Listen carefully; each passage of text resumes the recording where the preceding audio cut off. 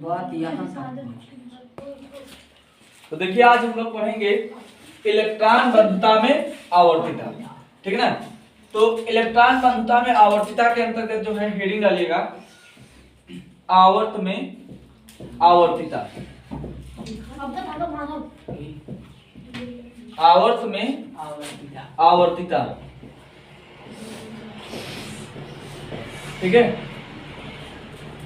एक चीज बताइए, आवर्त जो है बाएं से दाएं होता है, ऊपर से नीचे? बाएं से दाएं होता है। आवर्त जो हमेशा जो होता है वो कहां से होता है? तो बाएं से दाएं। ठीक ना, बाएं से दाएं जाता है। और किसी भी आवर्त में जाने पर हमको कुछ चीजें देखने को मिलती हैं कि परमाणु क्रमांक में वृद्धि होगा, कमी? वृद्धि। तो परमाणु क्रमांक में क्या होगा? वृद्धि होगा। कोई दिक्कत नहीं ना। अच्छा, परमाणु क्रमांक में अगर वृद्धि होगा तो इस दौरान जो परमाणु का आकार होगा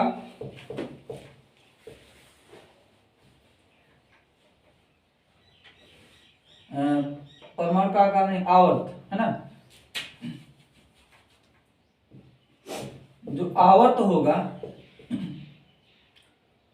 वो निश्चित रहेगा, बदलेगा? बदलेगा, निश्चित रहेगा। क्योंकि किसी एक आवर्त में जा रहे हैं, चाहे आवर्त नंबर 3 में जाएंगे, सबका आवर्त क्या आएगा? उस आवर्त क्या होता है? समान होता है। ठीक। तो जब परमाणु क्रमांक बढ़ेगा तो आवर्त क्या होगा? समान होगा किसी आवर्त में बाएं से दाएं जाने पर। लेकिन जो परमाणु का आकार होता है इसमें वृद्धि नहीं होती। बस सुने। तो परमाणु क्रमांक बढ़ने के साथ, जैसे मान लिया आप लोग पढ़ेंगे किसी भी तत्व में प्रोटॉन की संख्या किसके बराबर होती है? तो इलेक्ट्रॉन की संख्या के बराबर होती है। जिस कारण कोई परमाणु स्वभाव से कैसा होता है? तो उदासीन होता है। ठीक है ना, कोई दिक्कत नहीं ना। तो यहां पर एक चीज हमको देखने को मिला, हाँ, अपवाद कौन होता है? निष्क्रिय तत्व जो होते हैं वो अपवाद होते हैं। निष्क्रिय तत्व जो होता है वो हर रूल का विरोध करता है, बोलता है ना हम नहीं करेंगे, हमारा क्या बना बिगाड़ लेंगे आप, है ना। तो निष्क्रिय तत्व में कौन आता है? जिसका बाह्यतम कोश पूरा है, मतलब जिनमें ना तो इलेक्ट्रॉन त्यागने की क्षमता, ना तो इलेक्ट्रॉन ग्रहण करने की, मतलब कोई लेन देन का मतलब ही नहीं, ना तो वो धनायन बनाएगा ना तो ऋणायन, मतलब वो ना तो धातु का लक्षण दिखाएगा, ना अधातु का और ना ही उपधातु का, किसी का भी लक्षण नहीं दिखाता है। इसलिए उसको निष्क्रिय तत्व, अक्रिय तत्व या शून्य समूह के तत्व, ठीक है ना। तो किसी आवर्त में बाएं से दाएं जाने पर परमाणु क्रमांक में क्या होगा? वृद्धि होगी। अब एक चीज बताइए, अगर परमाणु क्रमांक में वृद्धि होगा तो परमाणु क्रमांक जो होता है ये किसके आधार पर निश्चित होता है? प्रोटॉनों की संख्या के आधार पर। इतना क्लियर है? अगर प्रोटॉन का संख्या बढ़ेगा तो इलेक्ट्रॉन का संख्या क्या होगा? बढ़ेगा। मतलब जिस मात्रा में प्रोटॉन बढ़ेगा उसी मात्रा में इलेक्ट्रॉन बढ़ेगा। बस समझे। लेकिन परमाणु का जो आकार है, या हम दूसरे शब्दों में कहें तो कक्षाओं की संख्या नहीं बढ़ेगी। बस समझे। अब देखिए इसमें क्या होगा, जैसे मान लीजिए कि इसमें कक्षाओं की संख्या नहीं बढ़ेगी, इतना कंफर्म है। तो मान लेते हैं यह कोई एक परमाणु है, इसके चारों तरफ जो है मान लीजिए इतना कक्षा है, ठीक ना। अब ये नाभिक जो है बीच में है, इसमें प्रोटॉन पाए जाते हैं, किनारे किनारे क्या पाए जाते हैं? इलेक्ट्रॉन पाए जाते हैं।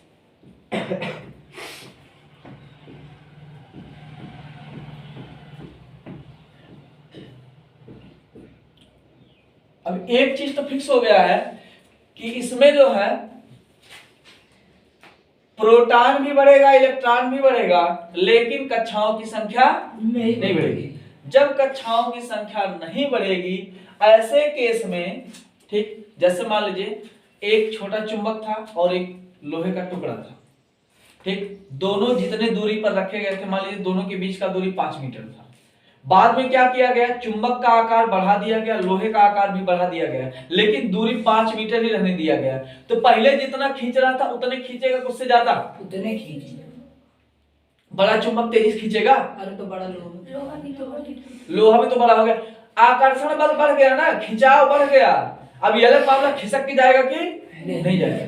तो अगर मान लीजिए आप दूरी नहीं बढ़ाएंगे, ठीक ना, इलेक्ट्रॉन और प्रोटॉन की संख्या केवल बढ़ेगी, मतलब परमाणु त्रिज्या नहीं बढ़ेगा, तो ऐसे केस में आकर्षण बल का मान क्या होगा? बढ़ेगा।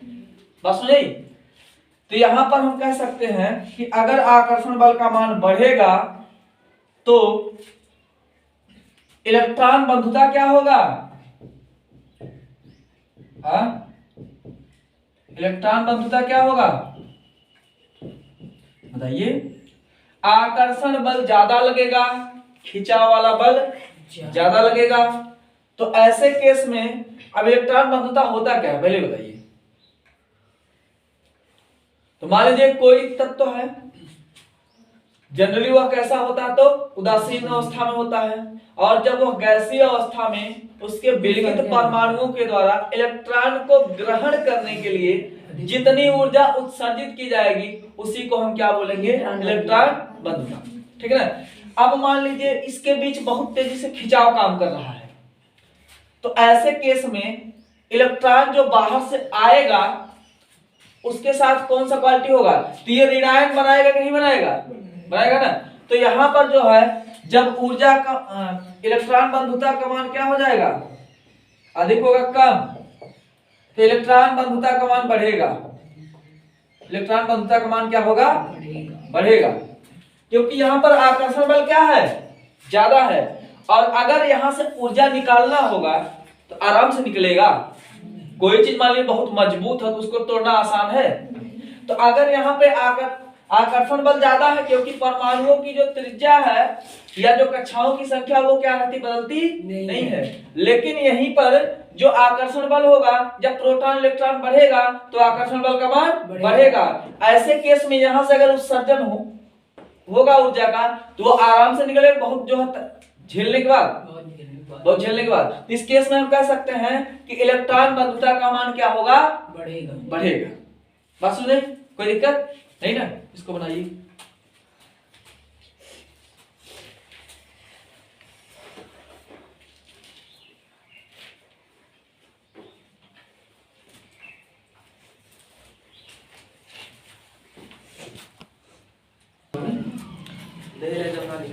देखिए यहाँ पे हम लोगों ने क्या पढ़ा? आवर्त में आवर्तता के अंतर्गत जो है, मान लीजिए हम किसी आवर्त में बाएं से दाएं चलकर जाते हैं तो ऐसे केस में क्या होगा? परमाणु क्रमांक में वृद्धि होगा, और परमाणु क्रमांक में वृद्धि होगा इसका मतलब प्रोटॉनों की संख्या भी बढ़ेगी। इस आधार पे कहा जा सकता है कि किसी भी तत्व का परमाणु क्रमांक जो होता है वो किसके आधार पे होता है? प्रोटॉनों की संख्या के आधार पर होता है। और ऐसे केस में जो है किसी भी आवर्त में आप जाएंगे ना तो कोई भी तत्व होगा उसका हमेशा आवर्त क्या होगा? सेम होगा। मतलब उस आवर्त में जितने भी तत्व होंगे सबका आवर्त हमेशा क्या होगा? समान ही आएगा। ठीक है ना। जैसे आप लोग देख चुके होंगे कि कुछ तत्वों का आवर्त समूह, जैसे मान लीजिए लिखा हो 3p6, तो यहाँ पे 3p6 में जो 3 है ये बता रहा आवर्त। ये क्या बता रहा है? आवर्त। ठीक ना। और जो p है ये ब्लॉक बता रहा है, और 6 जो है इलेक्ट्रॉन की संख्या बताता है। बस नहीं, तो यहां पर जो है एक चीज देखेंगे आप कि किसी भी आवर्त में बाएं से दाएं जाने पर परमाणु क्रमांक, मतलब एक तत्व के बाद दूसरा तत्व आएगा ना, तो हर तत्व का परमाणु क्रमांक क्या होता है? पिछले वाले से ज्यादा होता है। अब कितना ज्यादा होगा वो अलग मामला है। ठीक। फिर जो है आवर्त क्या होते हैं? समान होते हैं। और परमाणु का आकार में वृद्धि नहीं होता। परमाणु क्रमांक बढ़ेगा, और अगर परमाणु क्रमांक बढ़ेगा तो उसमें प्रोटॉन की संख्या क्या होगी? बढ़ेगी। और परमाणु क्रमांक बढ़ने के साथ जो है अगर प्रोटॉन की संख्या बढ़ रही है तो इलेक्ट्रॉन की संख्या भी क्या होगी? बढ़ेगी। क्यों? क्योंकि कोई भी तत्व स्वभाव से कैसा होता है? उदासीन। और उदासीन का मतलब क्या हो गया? जब प्रोटॉन और इलेक्ट्रॉन की संख्या आपस में बराबर होगी। ठीक है ना। तो इस आधार पे हम कह सकते हैं कि कोई भी तत्व जो है प्रोटॉन और इलेक्ट्रॉन की संख्या क्या होती है? उदासीन, बराबर होती है, इसलिए स्वभाव से कैसा होता है? उदासीन होता है। ठीक। तो इस आधार पर अब मान लीजिए कोई एक परमाणु था जिसमें पहले मान लीजिए जितने प्रोटॉन थे उतने इलेक्ट्रॉन थे। ठीक है ना। लेकिन उसका जो कक्षा था वो भी निश्चित था।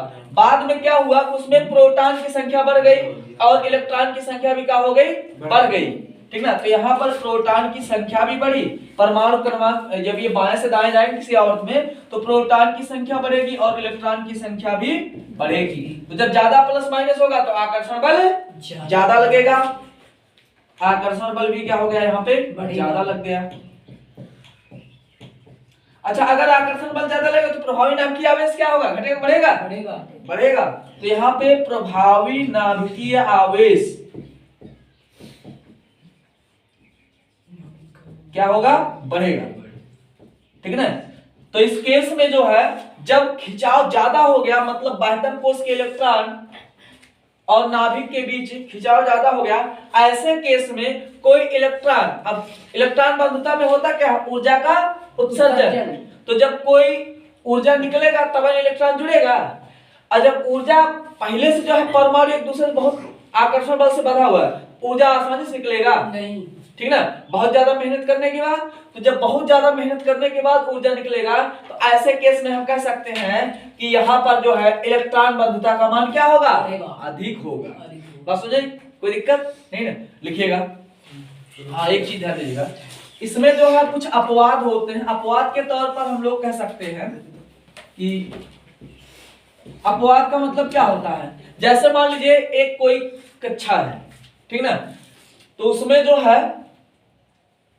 अलग अलग हाइट वाले बच्चे हैं। कुछ की हाइट जो है 5.5 फीट है और कुछ की हाइट जो है 5.25 फुट है और कुछ की जो है 5.25 है, ठीक ना। 3 हाइट वाले हैं।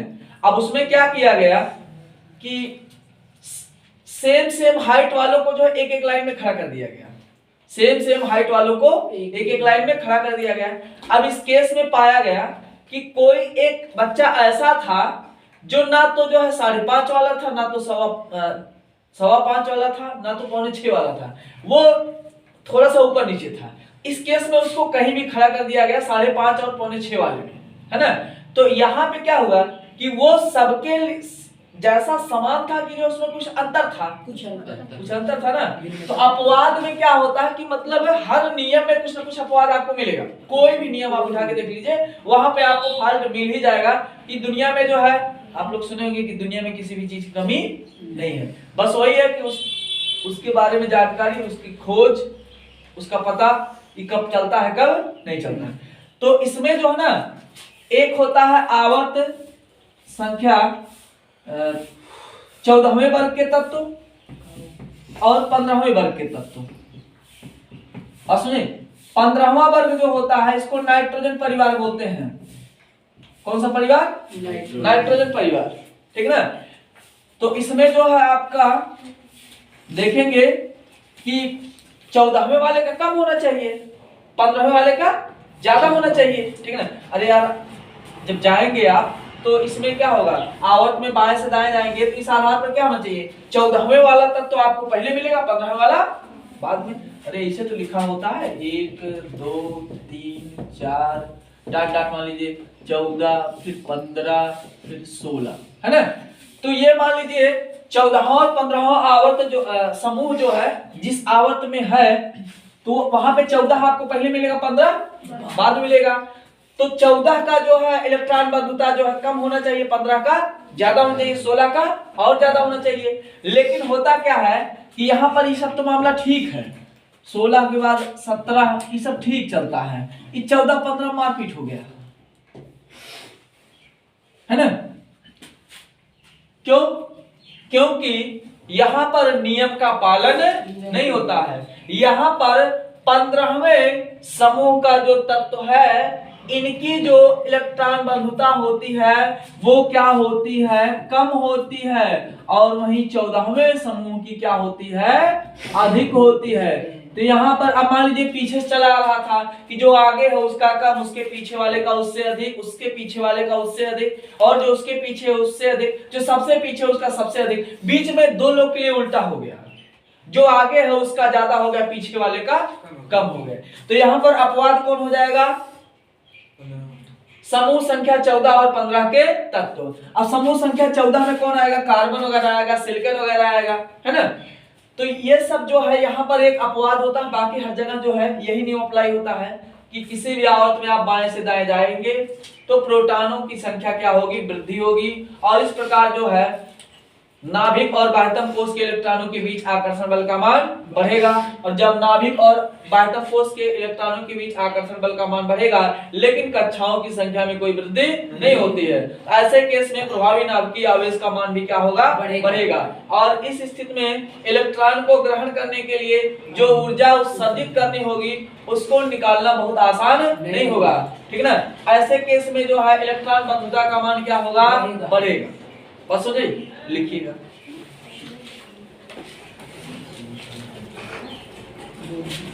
किसी आवर्त में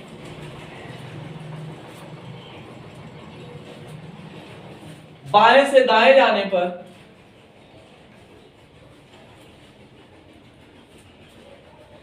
किसी आवर्त में बाएं से दाएं जाने पर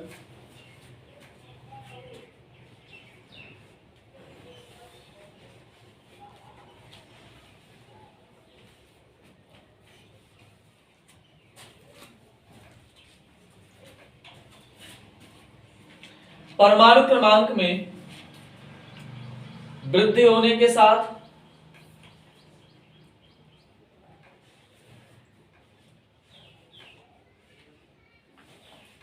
प्रोटॉनों की संख्या में भी वृद्धि होती है।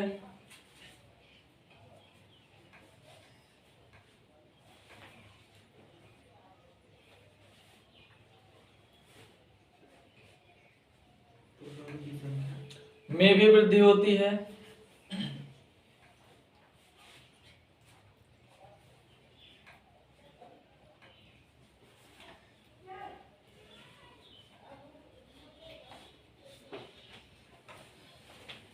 परंतु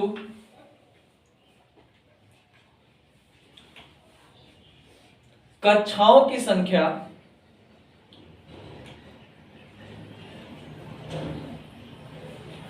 में वृद्धि नहीं होती है।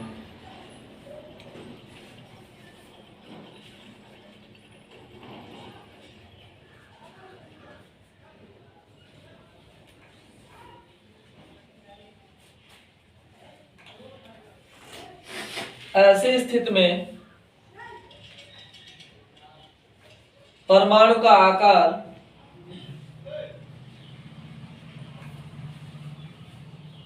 एवं परमाणु त्रिज्या में वृद्धि नहीं होती है।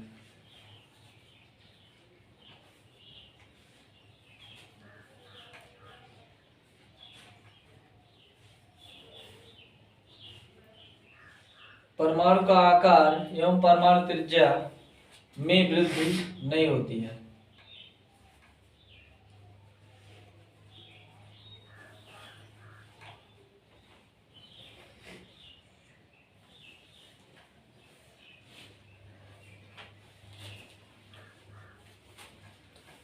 परिणाम स्वरूप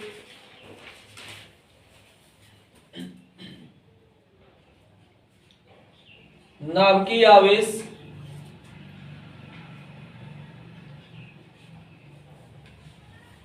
बढ़ जाने से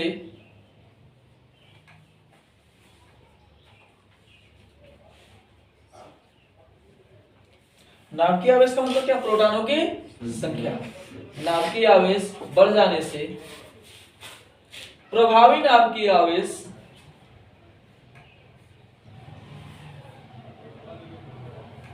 में भी वृद्धि होती है।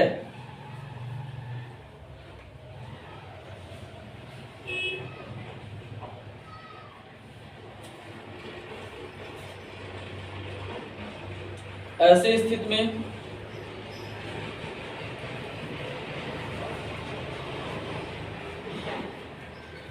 इलेक्ट्रॉन बंधुता का मान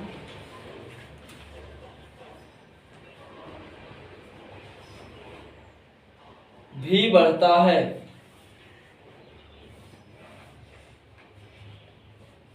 क्योंकि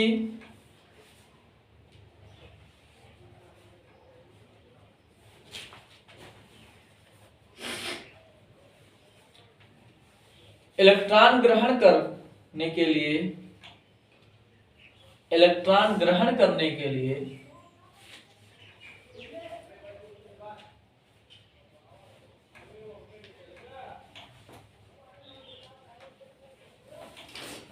आकर्षण बल अधिक होने की वजह से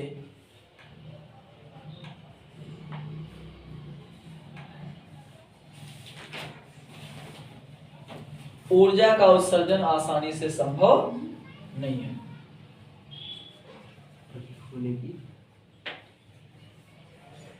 इलेक्ट्रॉन ग्रहण करने के लिए ऊर्जा का उत्सर्जन आसानी से संभव नहीं है। क्या लिखें? आकर्षण बल अधिक होने की वजह से ऊर्जा का उत्सर्जन आसानी से संभव नहीं है।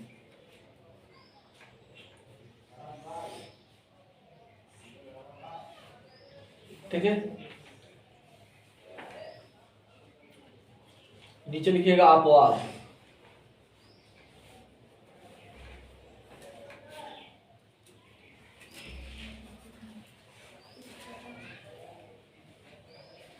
अपवाद में लिखिएगा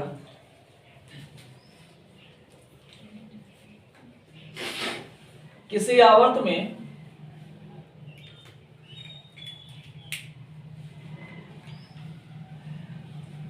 बाएं से दाएं जाने पर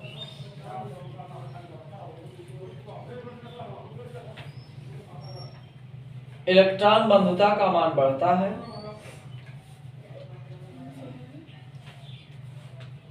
है,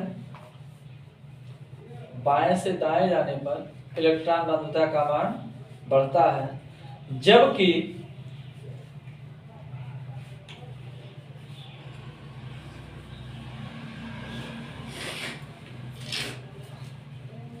समूह 14 व 15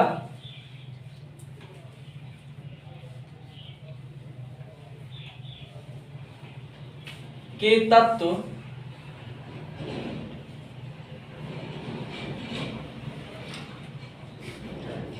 बना लिए के तत्वों के द्वारा ऐसा लक्षण नहीं प्रदर्शित किया जाता है।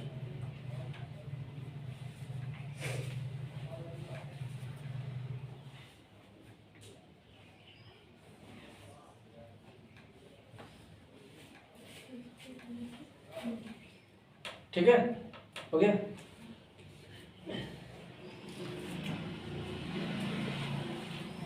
क्योंकि 14वें समूह का इलेक्ट्रॉन बंधुता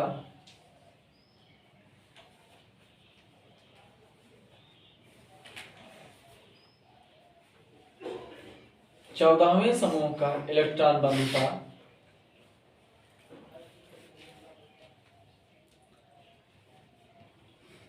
15वें समूह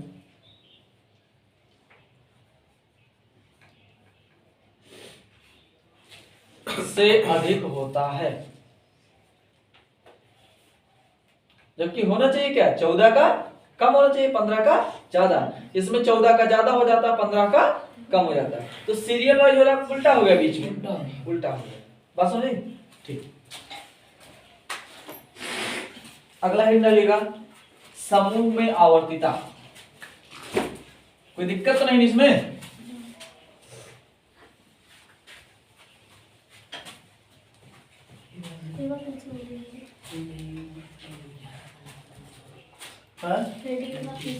समूह में आवर्तिता, समूह किधर से किधर जाता है? ऊपर से। अच्छा, अगर ऊपर से नीचे जाएंगे तो परमाणु क्रमांक में वृद्धि होगा कमी होगा? वृद्धि होगा। अगर परमाणु क्रमांक में वृद्धि होगा तो ऐसे केस में जो है परमाणु का जो आकार वो बढ़ेगा घटेगा? बढ़ेगा। तो अगर परमाणु का आकार बढ़ेगा तो परमाणु त्रिज्या क्या होगा? बढ़ेगा घटेगा? बढ़ेगा। अच्छा, परमाणु का आकार बढ़ेगा, परमाणु त्रिज्या बढ़ेगा तो प्रभावी नाभिकीय आवेश का मान क्या होगा? घटेगा। घटेगा। क्यों? क्योंकि कक्षाओं की संख्या क्या हो रही है? बढ़ रही है। ठीक है ना? बात समझ आई? ठीक।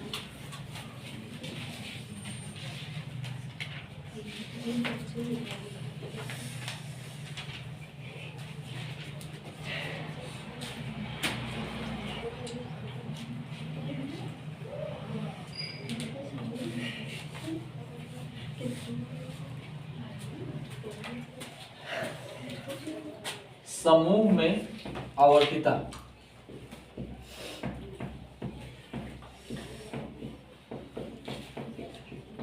ठीक, समूह में आवर्तिता।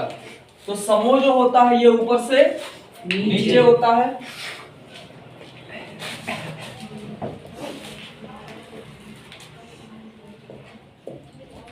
और ऊपर से नीचे आने पर क्या होगा, परमाणु क्रमांक में वृद्धि होगा, परमाणु क्रमांक बढ़ेगा। और जब परमाणु क्रमांक बढ़ेगा तो इसके बाद क्या होगा, प्रोटॉनों की संख्या क्या होगी, बढ़ेगी। और ये जो है ग्रो कर जाएगी, मतलब बढ़ जाएगी। फिर जो है बात करते हैं प्रोटॉनों की संख्या बढ़ने के बाद जो है कक्षाओं की संख्या क्या होगी, बढ़ेगी।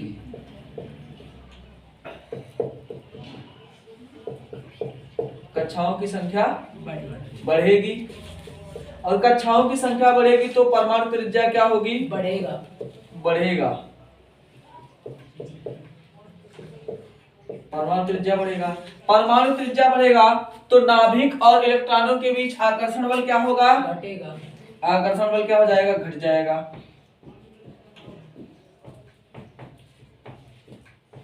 तो ऐसी स्थिति में प्रभावी नाभिकीय आवेश क्या होगा, कम होगा, घट जाएगा, घटेगा। प्रभावी नाभिकीय आवेश घटेगा। ये भी क्या हो जाएगा, घटेगा। प्रभावी नाभिकीय आवेश अगर घटेगा तो इलेक्ट्रॉनों और प्रोटॉनों के बीच लगने वाला आकर्षण बल का मान कम होगा। जब इलेक्ट्रॉनों और प्रोटॉनों के बीच लगने वाला आकर्षण बल का मान कम होगा तो वहां पर कम खिंचाव होने की वजह से ऊर्जा का उत्सर्जन जो आसानी से हो जाएगा, बहुत ज्यादा एनर्जी लगाना पड़ेगा, तो ऊर्जा का उत्सर्जन क्या हो जाएगा, आसानी से हो जाएगा। ऊर्जा का उत्सर्जन इलेक्ट्रॉन बन जाएगा। क्या हो जाएगा, आसानी से होगा। और अगर ये आसानी से होगा तो इलेक्ट्रॉन बंधुता का मान क्या होगा, घटेगा, कम होगा, घटेगा। कोई इसमें दम नहीं ना, कोई दिक्कत तो नहीं है ना, नहीं। ठीक, कोई दिक्कत, समझ आ गई बात। हाँ, देखिए किसी भी समूह में ऊपर से नीचे आने पर परमाणु क्रमांक में वृद्धि होती है। परमाणु क्रमांक में वृद्धि के साथ प्रोटॉनों की संख्या भी क्या होती है, बढ़ती है ना, क्योंकि किसी भी तत्व का जो परमाणु क्रमांक होता है वो किसके ऊपर डिपेंड करता है, प्रोटॉनों की संख्या। और कोई भी परमाणु जो होता है स्वभाव से कैसा होता है, उदासीन। उदासीन क्यों होता है, तो उसमें प्रोटॉन और इलेक्ट्रॉनों की संख्या आपस में बराबर होती है, ठीक ना। तो प्रोटॉनों की संख्या बढ़ेगी तो इलेक्ट्रॉनों की संख्या भी क्या होगी, बढ़ेगी, ठीक ना। प्रोटॉनों की संख्या बढ़ने से क्या होगा, इलेक्ट्रॉनों की संख्या भी क्या होगी, ये बढ़ेगी, ठीक। और अगर इलेक्ट्रॉनों की संख्या बढ़ेगी तो कक्षाओं की संख्या भी क्या होगी, बढ़ेगी। और ऐसे में परमाणु त्रिज्या, मतलब पहले छोटा गोला था, इसके बाद बड़ा गोला हो गया, तो छोटा गोला का त्रिज्या कम होगा और बड़ा गोला त्रिज्या ज्यादा होगा। तो परमाणु त्रिज्या बढ़ेगा तो ऐसे केस में आकर्षण बल का मान क्या होगा, घटेगा, ठीक। तो आकर्षण बल काहे घटेगा, क्योंकि पास पास था, ज्यादा खींच रहा था, दूर दूर हो गया तो कम खींचेगा। आकर्षण बल का मान घटा तो प्रभावी नाभिकीय आवेश का मान भी क्या होगा, घट जाएगा, कम खींच पाएगा, ठीक है ना। और ऐसे में जो है जब आकर्षण बल कम होगा तो आराम से ऊर्जा का उत्सर्जन हो जाएगा, बहुत ज्यादा मेहनत करना पड़ेगा, आराम से हो जाएगा। ऐसे में ऊर्जा का उत्सर्जन क्या हो जाएगा, आसानी से। और इलेक्ट्रॉन ग्रहण करने के लिए जितना ऊर्जा उत्सर्जित की जाती है उसे को हम क्या बोलते हैं, इलेक्ट्रॉन बंधुता। तो अगर ऊर्जा का उत्सर्जन आसानी से हो गया तो इलेक्ट्रॉन बंधुता का मान क्या हो गया, कोई दम है इसमें, ठीक है ना। ये आप लोग अपने मन से लिखिए, कोई दिक्कत नहीं। हाँ भैया।